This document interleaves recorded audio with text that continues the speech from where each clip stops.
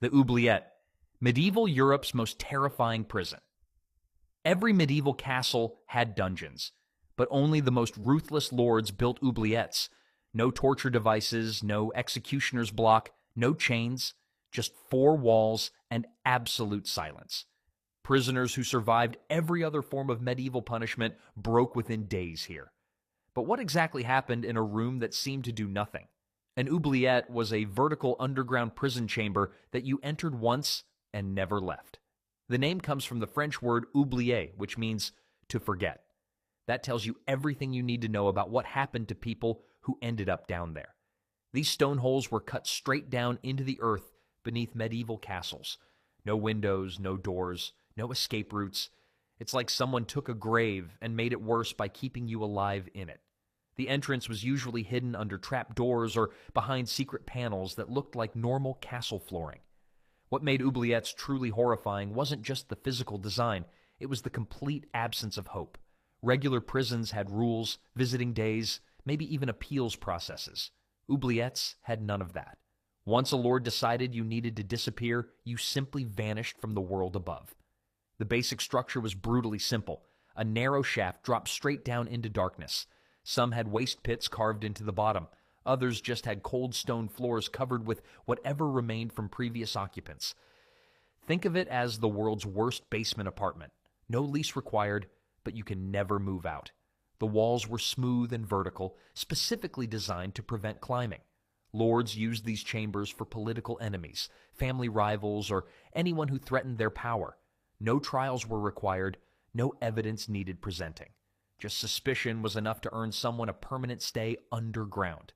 Medieval lords basically invented the ultimate unfriend button, except instead of blocking someone online, they blocked them from existence. The psychological torture began the moment someone realized where they were heading. Total isolation, complete darkness, absolute silence except for your own breathing and heartbeat. But understanding what these chambers were is only the beginning. Who actually built these nightmare holes? Building an oubliette required skilled craftsmen who knew how to carve stone without bringing down entire castle walls. These underground chambers were carefully designed into castle foundations during the 12th through 15th centuries, usually during major construction projects or secret renovations. Lords had to pay extra for these hidden features because they weren't standard castle equipment. It's like ordering a custom basement, except your basement comes with a lifetime guarantee that guests will never leave. The construction process was incredibly secretive. Most workers probably didn't know what they were actually building. Not every castle included an oubliette. Mainly, the larger, more fortified ones had them because smaller lords couldn't afford the specialized masonry work. The engineering was complex. These chambers required vertical stone shafts that wouldn't collapse under the weight of the castle above. Skilled masons had to disguise the entrance mechanisms. Some oubliettes were hidden beneath fake wells or storage areas. Others were concealed under loose floor stones that could be quickly removed. Building one was like creating the world's deadliest magic trick. Now you see them, now they're gone forever. The really paranoid nobles ordered multiple chambers built in different sections of their castles. Maintenance requirements were minimal once construction finished. Just enough upkeep to prevent cave-ins that would crush whoever was trapped below. The secrecy extended to the building plans themselves. These chambers rarely appeared in official castle blueprints or architectural records. Medieval architects had the ultimate secret room feature, except the homeowner's manual came with a body count. When oubliettes were no longer needed, they were often sealed permanently. The chambers were forgotten just like the people who died inside them. Many remained undiscovered for centuries until modern archaeologists found them by accident. Construction was one thing, but actually surviving inside these stone tombs was something else entirely. Survival inside an oubliette meant enduring conditions that would break most people within days. The chambers were designed to be too narrow for lying down comfortably. Prisoners had to stand, crouch, or sit in cramped positions for weeks or months until their bodies gave out. Food and water were rarely provided. Some prisoners received occasional scraps of moldy bread or stagnant water, but only when their captors remembered they existed. It's like being on the world's worst diet plan, where the goal is death instead of losing weight. Many prisoners were simply left to starve in complete darkness. The physical conditions were brutal beyond imagination. Waste accumulated at the bottom of the shaft. Rats and insects were constant companions. The air was stale and thin, making breathing difficult. Some chambers had spikes installed at the bottom to injure prisoners during their initial fall. Medieval interior decorating clearly had different priorities than modern home design. Total darkness affected prisoners' minds as much as their bodies.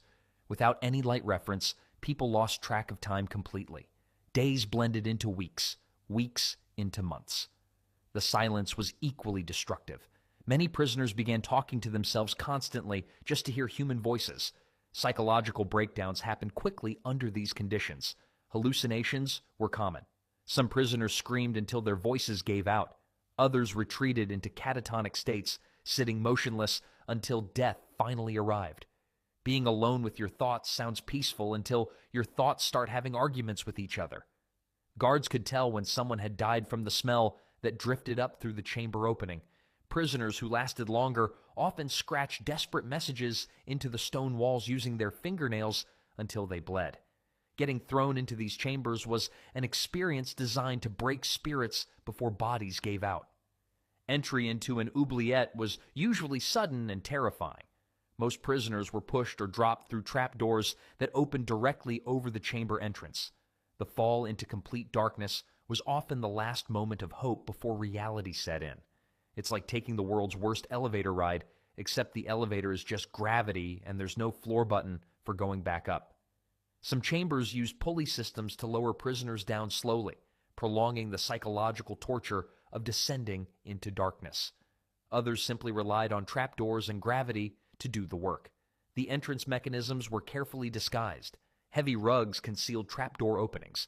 Loose stones could be quickly removed and replaced.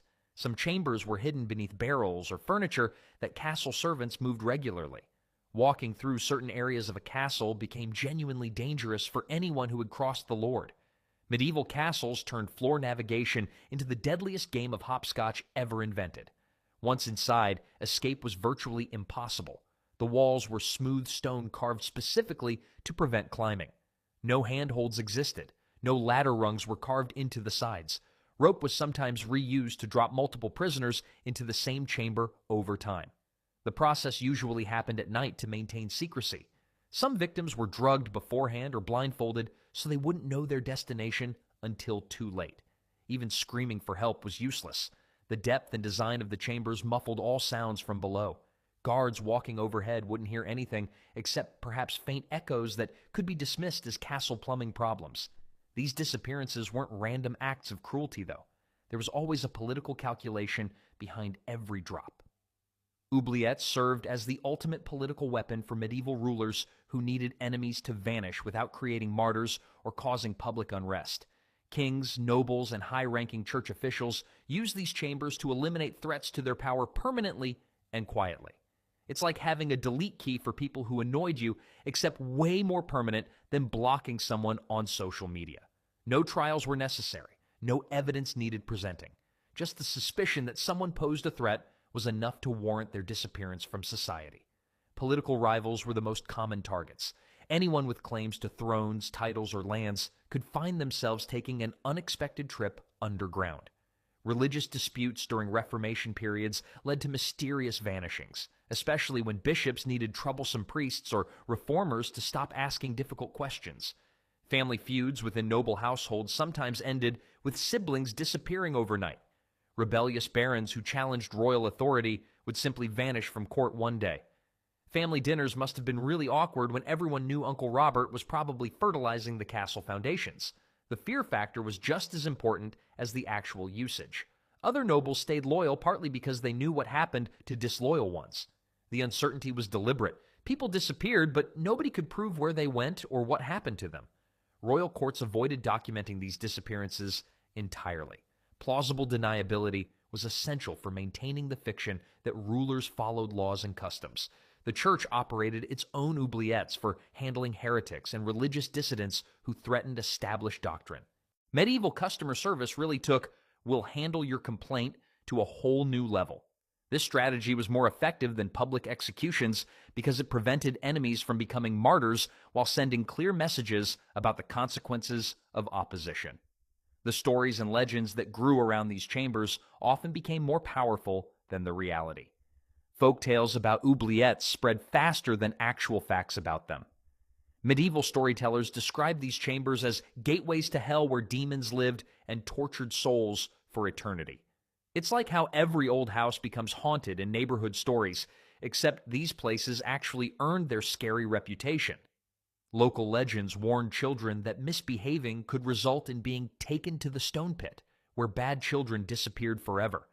Parents used these stories to keep kids in line, not knowing how close to reality their threats actually were. Some tales claim prisoners who survived years in darkness transformed into monsters or wild beasts. Others described hearing ghostly screams and mysterious footsteps echoing from sealed chambers. These stories persisted for generations, passed down through families long after the original oubliettes were forgotten. Certain castles became more famous for their disappearing chambers than for any battles or historical events. Tourism boards definitely didn't include historic human disposal sites in their promotional brochures. Travelers would deliberately avoid castles rumored to have active oubliettes. Peasants blamed failed crops, livestock deaths, and mysterious illnesses on angry spirits trapped in forgotten underground chambers. The psychological impact extended far beyond actual victims to affect entire communities living near castles with these reputations. Even when chambers were sealed and abandoned, people claimed they could still hear voices calling for help from underground. These stories served the original purpose even after the oubliettes stopped being used. They kept populations fearful and obedient. Lords encouraged these supernatural explanations because being feared as someone who consorts with demons was better than being exposed as someone who just murders inconvenient people. But when you compare oubliettes to other medieval punishment methods, the legends start making perfect sense. Regular medieval prisons were harsh, but still functioned within recognizable systems of justice. Prisoners received straw bedding, shared cells with other inmates, and sometimes glimpsed daylight through barred windows. Guards made regular rounds. Food arrived on schedule. Visitors were occasionally permitted. Oubliettes operated by completely different rules. It's like comparing a terrible hotel to being buried alive. Both experiences are awful, but one is clearly in a completely different category of suffering. These chambers had no amenities, no schedules, no contact with other humans. Standard dungeons allowed prisoners to maintain some connection to the world above. Families could sometimes visit. Priests might offer last rites. Legal appeals were theoretically possible. Torture chambers, while horrific, served specific purposes within judicial systems, extracting confessions or delivering sentences. Public punishment devices like stocks and pillories were designed for community shame and deterrence. Everyone could see the consequences of breaking laws. Even death sentences were carried out publicly with crowds of witnesses. Medieval justice was usually a spectator sport where everyone got to watch the final score. Oubliettes served completely different purposes. They weren't about justice, deterrence, or public order. They were about making specific individuals disappear permanently while maintaining plausible deniability about their fates. No witnesses, no records, no graves to mark their passing. The psychological horror was intentional and unique. Other punishment methods ended relatively quickly. Oubliettes stretched suffering across weeks, months, or years of total isolation. The goal wasn't executing justice, it was erasing people from existence while they were still technically alive. Medieval rulers discovered that sometimes the most effective punishment isn't the one everyone sees. It's the one that makes people wonder what happened to those who simply vanished.